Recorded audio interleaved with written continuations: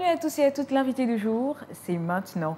Aujourd'hui, nous avons le plaisir d'accueillir un invité exceptionnel, un passionné de mode, styliste, créateur et surtout un fervent défenseur de la jeunesse et du savoir-faire local. Il partage son temps entre Libreville et Bamako, où il manie avec brio le raffia gabonais pour créer des pièces uniques. Nous allons parler avec lui d'une initiative formidable, des formations gratuites qu'il s'apprête à offrir aux jeunes dans le but de dynamiser le secteur de la mode au Gabon. Et ce n'est pas tout. Il prépare également très prochainement l'ouverture de sa propre école de mode et il nous parlera aussi brièvement de son défilé de mode prévu en novembre où il présentera ses toutes dernières créations. Il s'agit de Chris Hahn. Il est avec nous sur ce plateau. Soyez le bienvenu. Bonjour madame.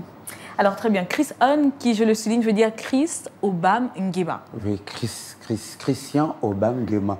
Christian Obam Nguema. Christian Obam Nguema, comme c'était tellement long, je ne pouvais pas l'écrire. Quand je fais un défilé de mots, on m'a dit maintenant voici le styliste Christian Obam Nguema, c'est trop long. Donc depuis 20 ans, quand j'ai créé la griffe, c'était Christon. Donc tout le monde connaît Christon. Mais le vrai nom, c'est Christian Obam Nguema. Très bien, votre nom de styliste, d'artiste, c'est Christon. Oui. Et c'est très beau au passage. Merci. Alors pour démarrer, pourriez-vous nous raconter votre parcours? Comment vous vous êtes lancé dans le monde exigeant de la mode? Comment j'ai aimé la mode? Parce que déjà à l'école à Olomouc, j'étais miniculeux dans mes vêtements. Le bordeaux que je portais comme tout le monde et le blanc, moi je le portais, je le cousais à l'époque à Rio, comme j'habitais à l'école, à la Cité Mébiam. Je le cousais chez mes tailleurs de Rio 5, mais ils avaient chaud parce que moi je portais déjà, il y a 30 ans, je portais que du lin. Je connaissais la matière. Donc, à un moment, on disait les polos, les t-shirts, mais moi, je portais toujours le lin.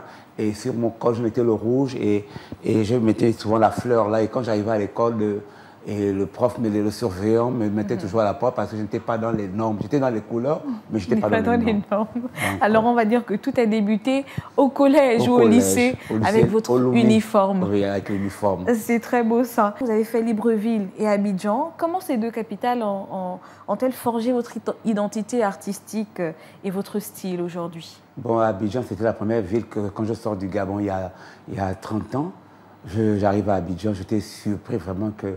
Parce qu'ici, j'avais même honte, quand je faisais la formation à l'école Baïka, à lui, j'avais même honte de dire que j'étais à l'école de mode parce que tout le monde se moquait de moi. Oh, tu vas te balader avec les machines à l'épaule, tout ça là.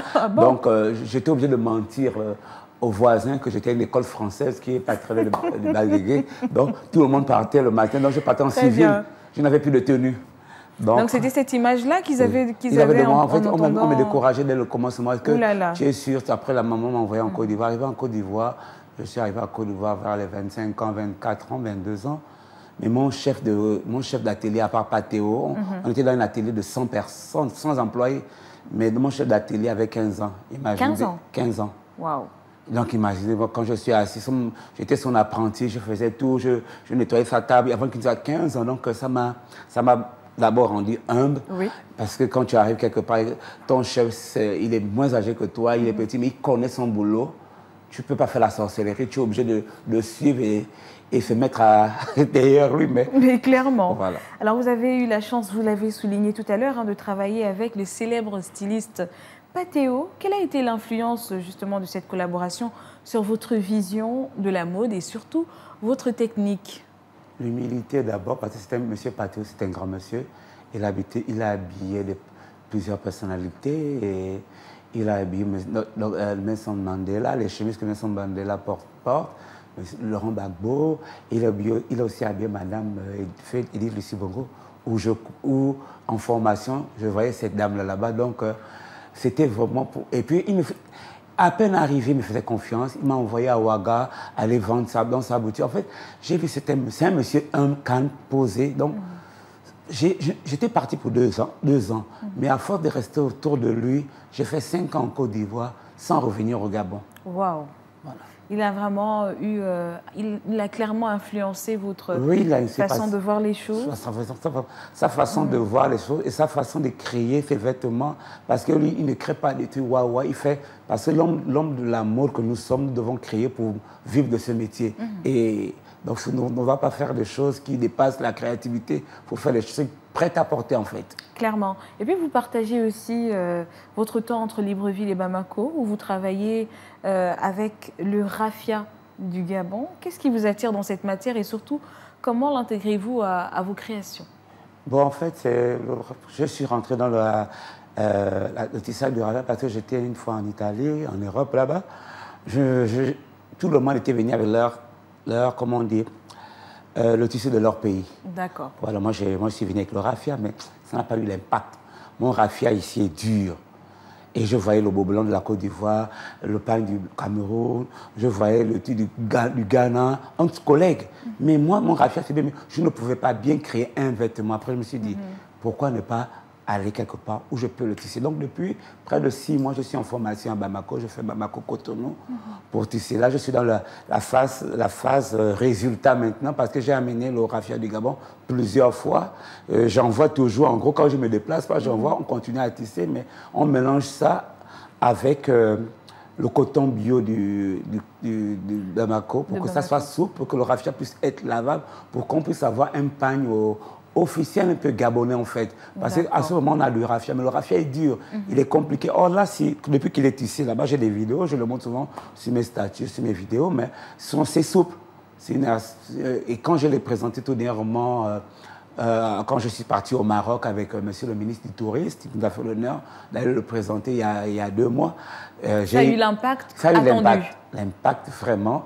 Tout le monde m'a commandé de France, on m'a commandé. Mais j'ai dit, moi je n'ai pas encore la production, je n'ai même pas encore les moyens de le produire. Mais donc je suis revenu au pays. Là, dans quelques jours, je dois repartir, terminer ma formation et ramener toute cette collection et la présenter là-bas le tissu et la machine qui tisse pour qu'on puisse le faire localement. Mais, effectivement. Voilà. Mais en parlant justement de moyens, est-ce que être styliste au Gabon, ça paye? Bon, d'où je pense que moi je parle d'abord de moi, je le fais avec l'amour. Depuis 20 ans, 25 ans, je suis là. Bon, j'ai fait presque tous les pays d'Afrique, le Togo, le Bénin, la Côte d'Ivoire, le Sénégal, la Sao Tomé, tout. J'ai fait tous ces pays, Kinshasa. Ça paye à l'étranger, mais au Gabon, moi je vois ici, les gens sont tellement bien habillés, mais nous les créateurs, nous tirons aussi un peu le diable par la queue. On s'habille bien, on est bien, on fait des défilés de mots, mais les défilés de mots, nous n'avons pas vraiment de sponsors, nous n'avons pas de salle vraiment à qui adapter et des partenaires pour nous aider. Vous accompagnez dans ce que vous faites. Parce que pour organiser une soirée, ce n'est pas facile. Moi, je vais en Côte d'Ivoire. Tout le temps, je défile en Côte d'Ivoire, au Bénin, au Burkina. Je connais tous ces pays. C'est la mode qui m'a permis d'aller là-bas. Et puis, vous avez eu cette initiative formidable, donc, qui est de faire des formations gratuites pour les jeunes. Quel est l'objectif principal de ces formations-là? Bon, les formations me sont venues lors des dernières élections. J'étais un peu en campagne. Je soutenais mon candidat, le bon qui a gagné. Donc, j'étais sidéré quand je partais dans certains quartiers. Les jeunes me demandaient les 3 000, les 4 000. J'ai dit que moi, je n'ai pas la banque, je peux vous offrir seulement des formations. Oh, on cherche le travail, on cherche le travail. J'ai dit que moi, je vais lancer, après les élections, je vais lancer des formations gratuites pour les jeunes Gabonais. Couture, coiffure, esthétique, pâtisserie, décoration, manicairerie. Je dois faire tout cela. Mais j'ai déjà entamé des professeurs qui vont venir donner ces formations, mais je les offre à la jeunesse gabonaise gratuitement. Donc, il y aura une publicité, une communication qui va commencer. Les gens pourront s'inscrire pour que chacun puisse avoir ce métier. Moi, ce métier, ça me permet de voyager, ça me permet d'être indépendant. Mais je voudrais que toute ma jeunesse gabonaise puisse se fonder. Parce que ces caravanes, je les ai fait il y a déjà 5 ans, 6 ans. J'avais fait une caravane à Okonja, j'avais fait de formation, une caravane à Lastroville, une caravane à Oyem. Est-ce que cette formation, est-ce qu'elle est ouverte à tout le monde? Parce que vous m'avez confié, on va le dire, tout à l'heure, qu'il y a également des personnes atteintes d'handicap qui vous sollicitent pour des formations. Est-ce que vous avez des dispositions nécessaires pour accueillir ces personnes-là? Comment ça se passe? Il y a l'association des handicapés du Québec, Fleur de Québec qui m'ont contacté, qui veulent se former. Ils sont près de 15, 10. Donc j'ai un peu écrit des courriers un peu à toutes les autorités de la place, au ministère des Affaires sociales, en fait tous ces ministères pour qu'ils puissent me soutenir pour ces formations. Parce que moi, si les jeunes veulent se former, on ne va pas les interdire cela. Donc, il y a les handicapés qui veulent m'informer. Donc, moi, chez moi déjà, je sais comment il faut se faire. La logistique sera dessus. l'encadrement sera aussi, mais le transport, le partenaire, et puis le matériel. Parce qu'il faut, quand il faut se former, il faudrait que quand les gens viennent, ils trouvent le papier à coupe, il faut l'esthétique. En fait, c'est tout ça que je suis en train de chercher c'est tout ça que je suis en train de chercher les partenaires pour m'aider à former ces jeunes. Et comment on fait pour s'inscrire justement? Juste, il y aura les affiches, il y aura la communication, il y aura les publicités qui vont passer. Juste appeler au numéro de téléphone, s'inscrire et puis dire la filière que la personne veut s'inscrire et c'est tout. Et on va vous donner le lieu et la date du début et puis le programme officiel parce que ça va durer pendant 2 mois. Et quel est ce numéro de téléphone? Le 062 49 49 48. 062 49 49 48. Très bien. Alors que nous sommes en train de terminer, nous arrivons à la fin de notre émission. Comment voyez-vous l'évolution et surtout la place de la mode gabonaise sur la scène internationale dans les années à venir? Bon, il y a des talents au Gabon, il y a vraiment des talents. Mais il faudrait vraiment que ces talents soient soutenus. Parce que j'étais tout dernièrement à l'école de Zarion, là, qui vont faire la sortie officielle de formation, mais c'était beau, c'est magnifique. On a des talents, mais il faudrait que le gouvernement, l'État puissent vraiment donner la place qu'il faut aussi aux créateurs gabonais. Parce que nous, les créateurs gabonais, nous sommes les oubliés. Mais dans les soirées officielles, nous constatons que tout le monde est bien habillé. Mais les créateurs gabonais, nous sommes là, nous sommes les bien oubliés. Nous vendons le Gabon à l'international. Quel est le pays en Afrique que je ne l'ai pas fait? Je ne suis pas le seul, parce que je suis président d'une association aussi, dont je parle en tant que président d'une association de mode aussi. J'ai voyagé partout dans le monde, mais quand je reviens dans mon pays, ce n'est pas vraiment la suite de cela en fait. Donc nous espérons qu'avec cette nouvelle république, on peut penser à nous les créateurs, nous qui vendons le Gabon à l'international. Je suis parti en Italie, à Paris, au Maroc, au Bénin, au Sénégal, tous ces pays. Mais quand je reviens chez moi, je tire le diable à la queue. Très bien. C'est vraiment, on va dire qu'on espère voilà, que les Gabonais, ou du moins des artistes, aussi des Gabonais, stylistes, parce que le problème que les militaires sont là, les tenues de l'armée, on peut donner ça aussi aux créateurs gabonais. Moi, je parle de ma maison, même les tenues des blues, on peut donner ça aussi aux créateurs gabonais. Il y a des associations, on nous contacte, on nous donne les marchés. En fait, on ne veut pas mendier, on veut avoir des marchés. Très bien. Alors, on l'espère de tout cœur que ça se fera.